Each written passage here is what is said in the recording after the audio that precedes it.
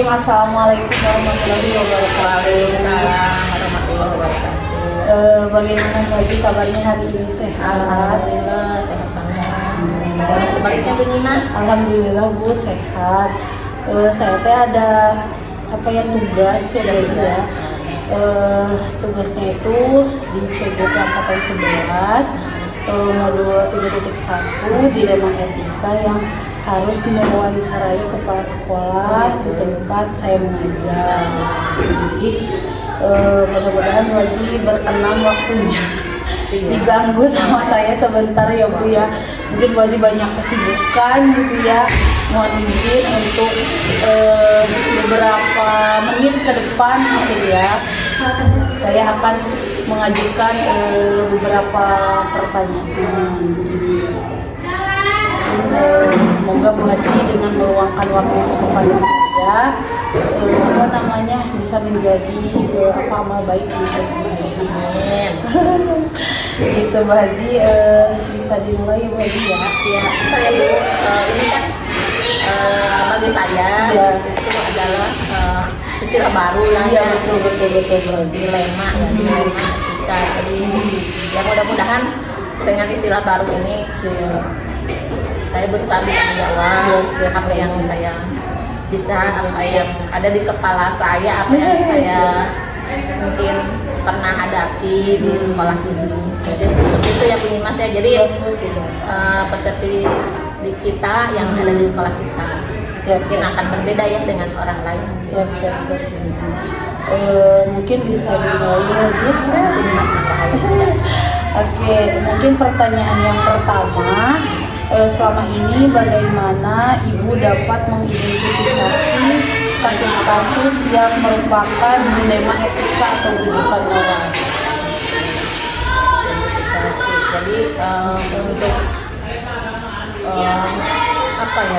kalau saya sih startnya dari istilah dulu ya. Jadi ada dilema etika sama satu lagi apa tadi? Bukan moral. Ini semenjak ada CGP mungkin ini kali keberapa ini saya wawancara. Awalnya memang sempat speechless apa ya gitu ya. Cuma karena udah beberapa kali jadi sedikit ada pencerahan lah buat saya juga.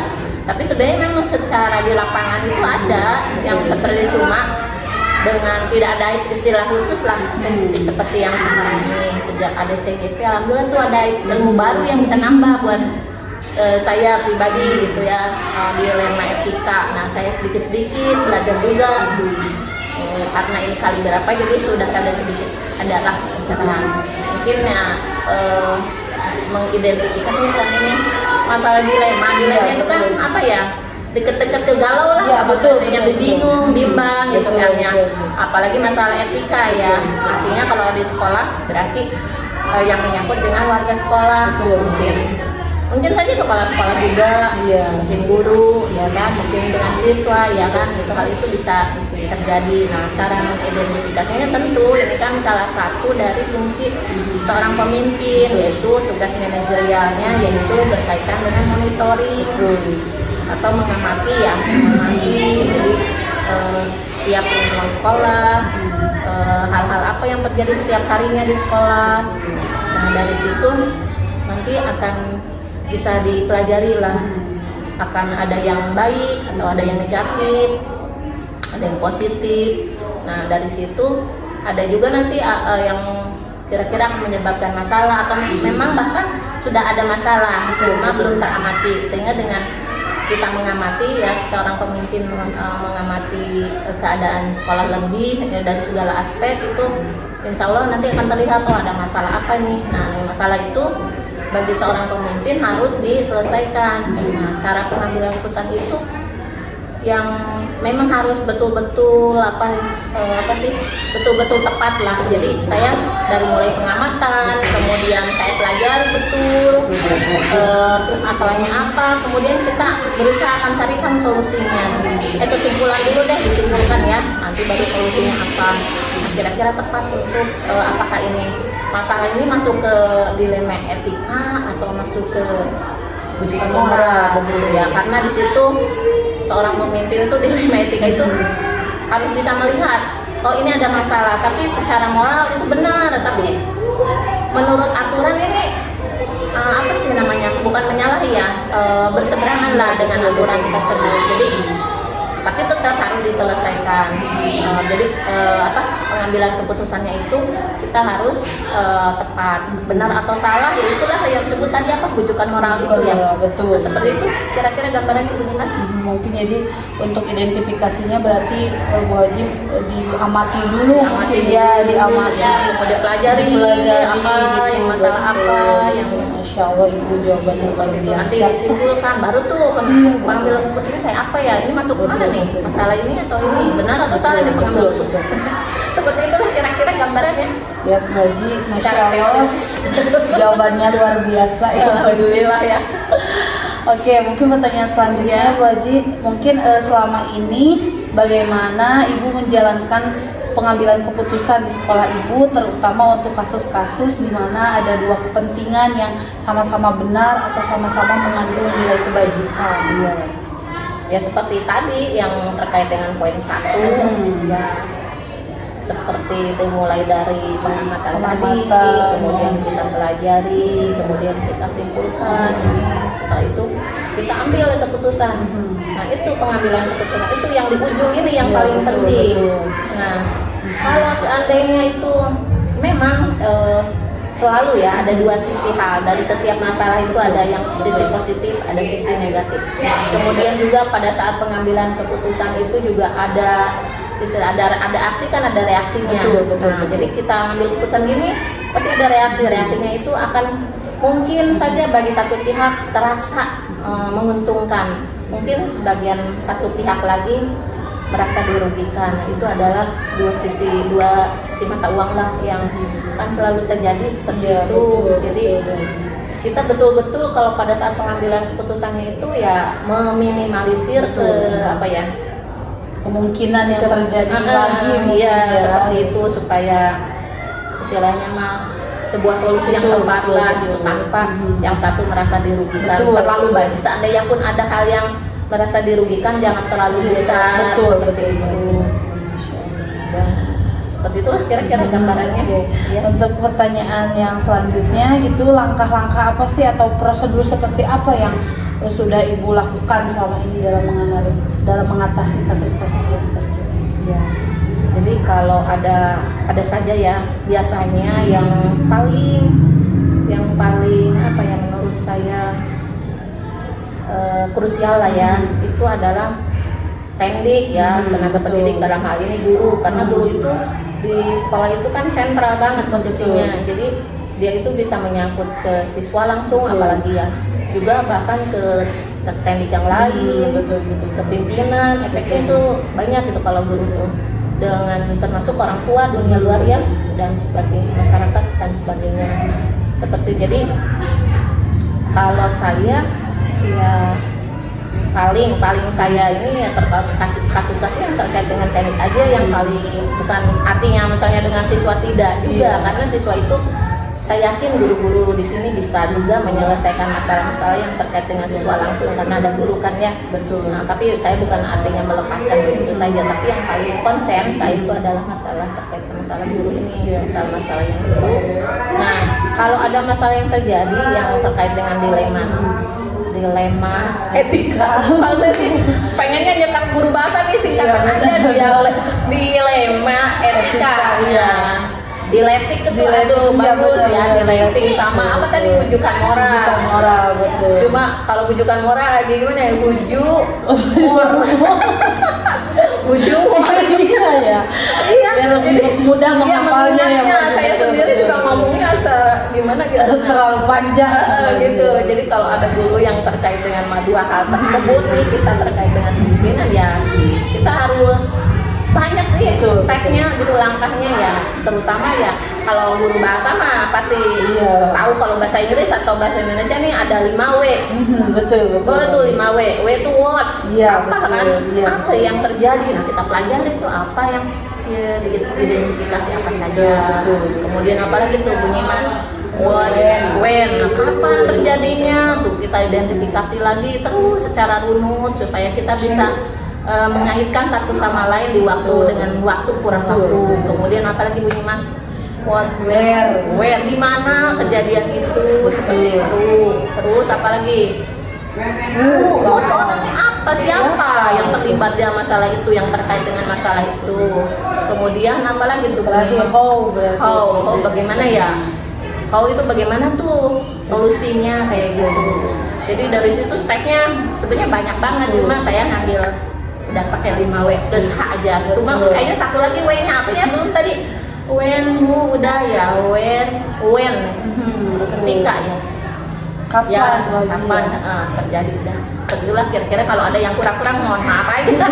Karena saya bukan guru bahasa. Asalnya bukan guru bahasa, menyiwasa. Betul, luar biasa Bu Haji. Jawabannya udah dikaitkan dengan materi saya. Masya Allah, luar biasa. Iya, guru bahasa ini kebetulan yang angkat ini guru bahasa ya, yang ngambil sesi ini kan bahasa semua. Betul. Sama bahasa Inggris kan. Betul. Pak Lutfi, boleh lah. Ya. Berarti Bu Haji, untuk pertanyaan selanjutnya, hal-hal apa saja yang selama ini dianggap efektif dalam mengambil keputusan jika ada kasus-kasus dilema etika? Ya ini mah terkait pimpinan langsung ya. Jadi sebagai seorang pimpinan ini dilatih dengan adaan masalah yang kayak gini nih, dilema-dilema yang seperti ini nih. Yang terkait dengan norma, aturan. Nah, seorang pemimpin itu dilatih betul nih. Jadi supaya dia itu sikap responsibility, kerennya gitu.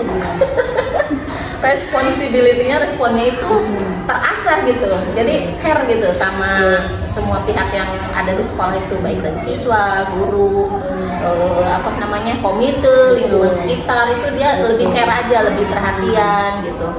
Jadi tidak ada, jangan sebagai seorang pemimpin itu tidak ada istilah si paling benar, si paling pinter. Jadi apalah artinya kan? Kalau tanpa guru, siswa, apa dia disebut sebagai seorang pemimpin kan tidak. Nah, jadi sangat hal-hal tersebut memang harus dilatih seperti itu. Jadi tidak ada pihak yang merasa di pimpinan. Harusnya seorang pemimpin sama yang ada di sekitarnya itu harus bisa saling kolaborasi sebenarnya. Harus bisa merangkul ya. Betul, merangkul gitu ya. Jadi responsibility-nya itu semakin bagus. Iya, betul. Harus ini berarti Bu Haji banyak merangkul gitu ya. Jadi bisa masuk ke ini, bisa masuk ke ini gitu. Biar jadi keluarga yang utuh berarti ya Bu Haji ya. Kalau misalkan kita saling merangkul gitu ya, saling. Jadi kalau ada visi di sekolah itu bisa terlaksana dengan baik. Betul, kalau bersama-sama gitu ya. Oke, luar biasa jawabannya Pak Haji. Masya Allah. Terus untuk pertanyaan selanjutnya, hal-hal apa saja yang selama ini menjadi tantangan dalam pengambilan keputusan dilema-dilema ini? Balik lagi karena dilema ya. Iya, dilema ya udah. Jadi tantangannya ya, saya apalagi seorang perempuan nih, orang Timur, orang Indonesia, tahu meden kalau seorang perempuan itu kan apa ya? Orangnya rasanya nggak enakan, dia nggak kalau mau tegas-tegas sama guru, takut dia tersinggung, kalau negur langsung takut dia malu di depan orang, di depan siswa. Jadi kita harus betul-betul apa ya, tepat gitu, supaya dia bisa masalahnya bisa terselesaikan, tapi dia juga tidak merasa dirugikan atau dipermalukan seperti itu. Jadi ya itu rasanya nggak enak aja gitu. Apa ya, jadi kita nggak bisa tegas 100% gitu. Takut tersinggung berarti ya, takut ya, ada rasa takutnya gitu. Padahal kalau bisa aja kan seorang pemimpin itu dead gitu kan gitu ya. Tapi ya karena kita juga ya, terutama saya perempuan ya, ada rasa nggak enak, jadi nggak bisa 100% tegas, nggak bisa. Oke. Untuk pertanyaan selanjutnya, berarti Masya Allah tadi luar biasa ya. Berarti gak enakan gitu ya. Jadi harusnya keputusan itu saklek lah kalau aturan ini kan segini. Tapi berhubung kita masih melihat ini normanya ya benar, kasihan juga. misalnya saya dulu seorang guru gitu ya, kalau emang dia ditindak langsung kan kasihan, nggak hanya dia emang menunaikan tugasnya, mungkin berkaitan antara tugas dan keluarga gitu ya, pertentangannya seperti itu. Jadi kita juga harus toleransinya ada gimana gitu. Siap, betul, jadi saling toleransi bagi Bu Haji ya, sesama warga sekolah berarti ya, Masya Allah, biasa. Mungkin pertanyaan selanjutnya Bu Haji, apakah Ibu memiliki jadwal tertentu gitu dalam mengatasi setiap masalah? Oh iya, gitu? jadwal ya? Iya, ada jadwal. Oh, ini nggak ada jadwal, by condition aja kalau saya mah. Kondisional. Iya, jadi kalau misalnya ada masalah yang terkait dengan dialektik atau bujumor gitu, ini lebih apa ya, lebih mendesak, harus segera diambil keputusan ya kita langsung eksekusi. Tapi kalau seandainya ada masalah-masalah yang memang harus kita pelajari dulu itu ya, nanti kita harus pelajari, kemudian kemudian kita harus mungkin wawancara atau kita ngajak ngobrol, ngariung lah istilahnya, mungkin di kombel juga bisa, mungkin di rapat-rapat bisa. Nah, seperti itu yang agak rumit mungkin masalahnya seperti itu.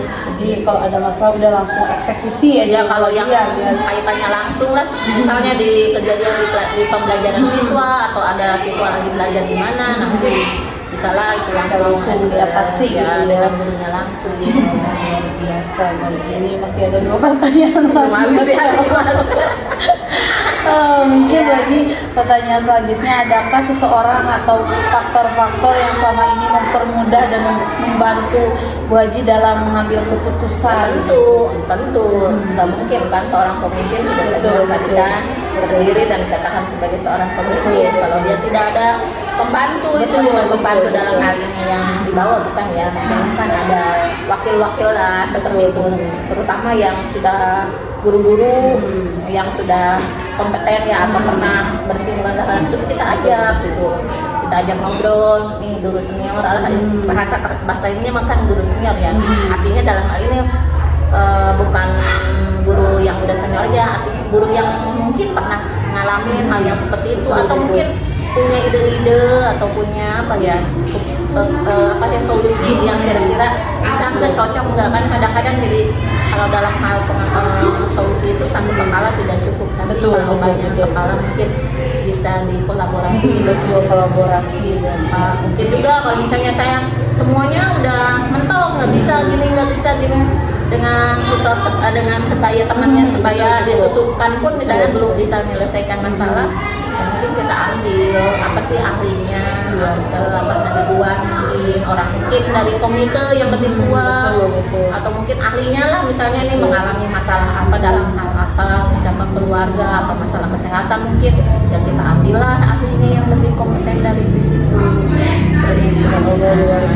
Itu banyak membantu tuh mungkin dalam mengambil keputusan. Jangan pemimpin itu merasa sendiri, jago sendiri, ngambil pun nggak bisa. Seperti itu teorinya, teorinya begini Mas ya. Nggak apa-apa Bu Haji, Masya Allah, ini jawabannya sudah luar biasa sekali. Menginspirasi saya ya Bu Haji, nanti kalau suatu saat jadi pemimpin, amin, saya doakan ya Bu Haji. Amin Bu Haji, jadi dapat ilmu baru dari Bu Haji. Itu kan teori ideal ya, padahal kenyataannya kadang-kadang betul ya. Ini pertanyaan terakhir. Terakhir ya. Alhamdulillah terakhir kita udah nyampe. Ya. Dari semua hal yang telah disampaikan, itu pembelajaran apa yang dapat Bu Haji petik dari pengalaman Ibu dalam mengambil keputusan?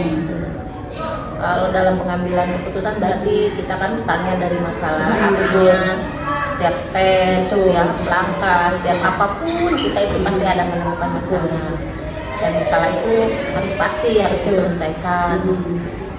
Tentu solusinya itu ya diminimalisir ya, tidak merugikan salah satu pihak, kelompok kecil ataupun kelompok besar, yang mana yang banyak itu kelompok kecil yang mungkin yang sedikit secara kuantitas, dan di kelompok besar mungkin secara kualitas itu banyak ya, seperti itu. Jadi kita jangan sampai merugikan seperti itu. Pelajarannya ya, terus satu lagi yang penting banget itu adalah bagi seorang pemimpin itu harus bisa merangkul, harus bisa berkolaborasi guru dengan siswa dan semua stakeholder. Kemudian satu lagi, kalau keputusan itu bagus, tepat, artinya banyak memberikan manfaat yang baik, seorang pemimpin itu nggak boleh jumawa. Tapi juga jangan dalam pengambilan keputusan jangan ragu-ragu juga, karena kita yang penting on the track itu, nah jadi sesuai aturan lah, kita tidak menyalahi aturan hukum, aturan yang sudah ada, atau kesepakatan tata tertib sekolah, ataupun norma masyarakat atau norma sosial tidak bertentangan. Jadi kita jangan terlalu takut juga, tapi jangan terlalu semangat juga. Terus mungkin pelajaran besarnya kayak Masya Allah Bu Haji, luar biasa sekali ya jawabannya, Masya Allah panjang kali lebar ya. Masya Allah luar biasa sekali wawancara hari ini, ilmu baru nih dari Bu Haji buat saya, buat istilahnya saya amati gitu ya. Masya Allah luar biasa. Mungkin itu saja Bu Haji, saya banyak-banyak berterima kasih. Sama-sama. Mohon maaf mengganggu waktunya. Sama sekali. Semoga kebaikan Bu Haji meluangkan waktu kepada saya, Allah ganti berlipat ganda. Bu Haji dilancarkan segala sesuatunya. Yang utama mah sehat ya Bu Haji ya, diberikan kesehatan untuk semuanya, keluarga Bu Haji juga semuanya pokoknya lancar ya.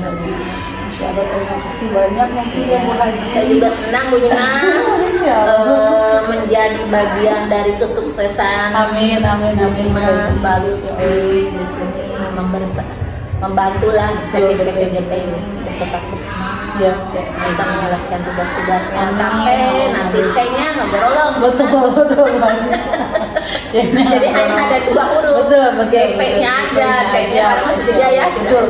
Mudah-mudahan terwujud seperti itu ya.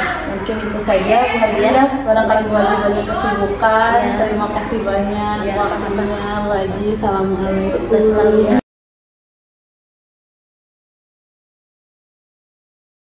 Assalamualaikum warahmatullahi wabarakatuh. Waalaikumsalam. Suaranya agak kenceng ya.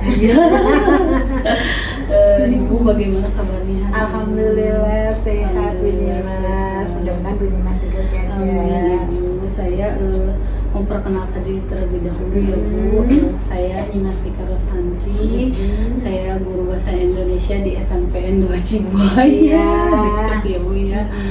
Izinkan saya untuk mewawancara Ibu mungkin sharing mengenai modul yang telah saya pelajari, yaitu modul 3.1 di mana ada tugas yang mesti saya selesaikan mengenai dilema etika. Nah, izin mungkin saya sedikit mengganggu waktu Ibu. Mungkin Ibu banyak kesibukannya ya Bu ya, saya ganggu. Nggak apa-apa ya Bu ya. Mungkin nanti akan ada beberapa pertanyaan yang akan saya sampaikan kepada Ibu. Semoga Ibu berkenan menjawab pertanyaan. Mungkin Ibu bisa dimulai ya Bu. Boleh. Untuk pertanyaan yang pertama, mungkin selama ini bagaimana Ibu dapat mengidentifikasi kasus-kasus yang merupakan dilema etika atau rujukan moral? Oke, saya coba jawab ya. Untuk kasus dilema etika dan rujukan moral itu berbeda ya. Kalau dilema etika itu adalah kasus yang menyatakan benar dan benar. Kalau di rujukan moral itu antara benar dan salah. Nah, untuk itu kita harus benar-benar mengetahui permasalahannya, mengidentifikasi permasalahannya dengan baik sehingga kita tidak salah dalam menentukan keputusannya. Jadi kalau yang namanya permasalahan harus terlebih dahulu diidentifikasi, betul biar tahu nih mungkin ya penyebabnya itu dari apa gitu. Biar kita tidak salah dalam mengambil keputusan. Betul. Jadi kalau udah diidentifikasi mungkin nanti penanganannya akan tepat mungkin ya Bu ya. Oke, mungkin untuk pertanyaan selanjutnya, selama ini bagaimana Ibu menjalankan pengambilan keputusan di sekolah Ibu, terutama untuk kasus-kasus di mana ada dua kepentingan yang sama-sama benar atau sama-sama mengandung nilai kebajikan ya. Untuk penyelesaian kasus dilema etika yang menyatakan itu sama-sama benar dan mengandung nilai kebajikan, itu yang pertama adalah berdasarkan aturan ya. Nah, tapi tidak hanya berpatok atau berdasar pada aturan saja, tapi juga harus memperhitungkan nilai-nilai kemanusiaan dan nilai-nilai kebajikan. Karena kalau kita hanya berdasarkan aturan saja, maka akan menghasilkan keputusan yang kurang pas gitu.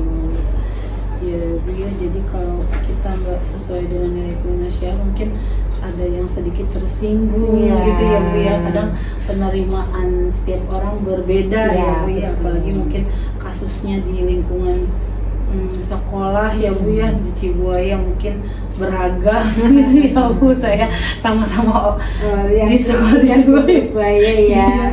Masalahnya Masya Allah kalau tidak dihadapi dengan baik ya Bu ya, kadang banyak menimbulkan masalah yang lain gitu ya Bu. Mungkin ada langkah-langkah nggak Bu dan prosedur gitu, seperti apa sih yang biasa Ibu lakukan selama ini mengatasi kasus-kasus yang terjadi ya. Untuk mengatasi permasalahan khususnya kasus dilema etika, itu ada langkah-langkah yang saya ambil sebagai pimpinan di sini di SMA Negeri 1 Cibuaya. Yang pertama adalah mengidentifikasi masalah. Di permasalahan apa itu kita identifikasi terlebih dahulu. Kemudian yang kedua, mengumpulkan data-data yang faktual. Dan yang ketiga, menghadirkan pihak-pihak yang terkait dengan masalah tadi. Jadi pihak-pihak yang terkait kita ajak ngobrol, kita ajak berdiskusi, kita ajak sharing tanpa ada rasa menyalahkan atau menyudutkan. Kemudian dari hasil identifikasi, pengumpulan data, hasil ngobrol kita dengan pihak yang terkait, itu kita diskusikan lagi, kita musyawarahkan lagi dengan staf saya atau dengan para wakasek seperti itu. Masya Allah Ibu, udah langkah-langkahnya sudah sesuai sekali ya Bu ya. Mulai dari identifikasi masalahnya, lalu dikumpulkan data-datanya, dihadirkan pihak terkait, lalu mungkin diinformasikan kepada staf Ibu. Itu sudah langkah yang luar biasa menurut saya, mungkin menginspirasi bagi saya gitu untuk kalau misalkan menangani kasus mungkin harus diawali dengan identifikasi, lalu ditanyakan benar gak mungkin ya kasusnya seperti ini, kenapa bisa terjadi, lalu mungkin nanti saya ngobrol sama pihak-pihak terkait dan menginformasikan mungkin ke staf-staf yang lain seperti yang Ibu barusan bicarakan. Langkahnya sudah luar biasa. Mungkin hal-hal apa saja sih Bu yang selama ini Ibu anggap efektif dalam pengambilan keputusan pada kasus-kasus dilema etika? Yang lebih efektif itu karena kita itu satu keluarga yang pertama adalah tidak terburu-buru dalam mengambil keputusan, tetapi setiap permasalahan harus segera diselesaikan. Kemudian yang kedua, kita lakukan diskusi dan musyawarah dengan para staf. Berarti Ibu apa sih di sini lebih mengedepankan kekeluargaan ya Bu ya? Karena memang udah keluarga di sini gitu. Sehingga hasil yang kita putuskan nanti itu yang terbaik. Iya betul. Jadi memang karena kalau satu keluarga pasti akan saling menyayangi ya Bu ya, saling mendukung dalam hal apapun. Terus juga tadi Ibu menyebutkan bahwa tidak terburu-buru mungkin ya dalam mengambil keputusan gitu, biar keputusannya mungkin juga tepat. Gitu. Mungkin untuk pertanyaan selanjutnya, hal-hal apa saja yang selama ini menjadi tantangan dalam pengambilan keputusan pada kasus-kasus dilema etika? Alhamdulillah kalau di SMA Cibaya tidak ada tantangan yang berarti lah, dan bagi saya itu dianggap bukan tantangan gitu ya, karena alhamdulillah semuanya bisa terselesaikan dengan baik tanpa ada intrik-intrik yang itu. Tapi mungkin secara formal aja, kalau namanya pimpinan mengambil keputusan itu pasti ada konsekuensinya. Mungkin orang yang terkena imbasnya akan mendiamkan, akan cuek, gitu seperti itu. Ibu jadi lebih menganggap segalanya itu bukan tantangan ya Bu ya. Masya Allah sekali, luar biasa. Ibu masih menginspirasi saya gitu ya Bu, ternyata memang nilai kekuatan itu penting. Lalu apa namanya, tidak terburu-buru dalam mengambil keputusan. Terus tidak segala sesuatu yang Ibu hadapi Ibu anggap tantangan gitu ya. Semuanya ayo aja kita jalani gitu, kita selesaikan secara bersama gitu. Mungkin untuk pertanyaan selanjutnya Ibu masih ada beberapa pertanyaan. Apakah Ibu memiliki sebuah tata krama atau jadwal itu dalam menyelesaikan kasus dilema etika, atau Ibu misalkan langsung menyelesaikannya di tempat? Kalau jadwal nggak ada. Ya kan namanya kasus kan tidak dijadwalkan. Betul. Minggu depan hari Senin ada kasus diselesaikan, atau hari Selasa ada kasus kita selesaikan, jadi dijadwalkan nggak ada seperti itu. Intinya setiap ada kasus segera diselesaikan, dan diselesaikan bukan berarti di tempat, tetapi tadi kita ajak ngobrol, kita diskusikan sehingga ada solusi dan ada penyelesaian. Tidak ditunda-tunda. Iya, kalau gitu nanti bisa numpuk ya Bu masalahnya gitu. Ini belum selesai, ada lagi. Betul. Jadi namanya masalah berarti Ibu langsung aja diselesaikan gitu, biar tidak jadi beban ya Bu ya. Kalau masalah banyak tuh numpuk jadi beban mungkin ya gitu. Oke Bu, untuk pertanyaan selanjutnya, adakah seseorang atau faktor-faktor yang selama ini mempermudah atau membantu Ibu dalam pengambilan keputusan? Kalau faktor-faktor, asal kita melalui tahap-tahap yang sudah ditentukan, sudah seperti biasa kita laksanakan, itu sangat mudah sekali untuk menyelesaikan. Kalau pihak-pihak paling dengan para staf, karena dari apa yang kita dapatkan itu kita diskusikan, kita musyawarahkan dengan staf Wakasek untuk mengambil keputusan yang hasilnya insya Allah yang baik. Masya Allah, itu luar biasa berarti ya Ibu dengan staf gitu ya Bu ya. Menganggap semuanya keluarga, jadi jika ada apa-apa mungkin mereka bisa saling gitu ya. Nggak ada istilahnya staf atau sek yang nggak tahu masalah. Betul, pasti betul, tahu betul, karena tahu. kita menyampaikan. Betul. Mungkin akan Ibu langsung atasi gitu ya Bu, bersama-sama akan agar cepat selesai mungkin ya, seperti itu. Mungkin Ibu ini pertanyaan terakhir dari semua hal yang telah Ibu sampaikan. Pembelajaran apa yang dapat Ibu petik dari pengalaman Ibu dalam mengambil keputusan dilema etika? Dalam mengambil keputusan kasus-kasus dilema etika, yang pertama bahwa kalau ada masalah itu segera diselesaikan. Yang kedua, mengambil keputusannya tidak boleh terburu-buru, tidak boleh tergesa-gesa, melalui tahap-tahapan. Kemudian yang ketiga, kita diskusi dan musyawarah untuk mendapatkan keputusan yang terbaik. Ya berarti apa namanya harus secara musyawarah ya Bu ya dalam mengambil keputusan, karena ya memang beda kepala, beda pemikiran ya Bu ya. Jadi kalau misalkan ada masukan iya, kita ambil yang terbaik. Betul, namanya apa namanya beda kepala dijadikan satu, diambil mungkin ya keputusannya yang terbaik gitu. Mungkin Masya Allah sekali Ibu, jawabannya sangat luar biasa Bu, saya mencatat perkataan sangat menginspirasi ya Bu, apalagi saya juga baru ya di Ciboya, jadi merasa baru lagi punya kepala sekolah perempuan. Oh, belum pernah. Yang sebelumnya pernah, cuma iya, Bu Lilis kan ya pensiun, terus kan sebentar Bu. Oh, jadi hanya sebentar. Sayanya yang beliaunya keburu pensiun, jadi baru sebentar, terus baru ketemu lagi ibu kepala sekolah yang luar biasa ya Bu. Amin. Banyak menginspirasi, banyak ilmu yang saya dapat mungkin ya dari percakapan tadi, nulisnya lumayan. Masya Allah luar biasa.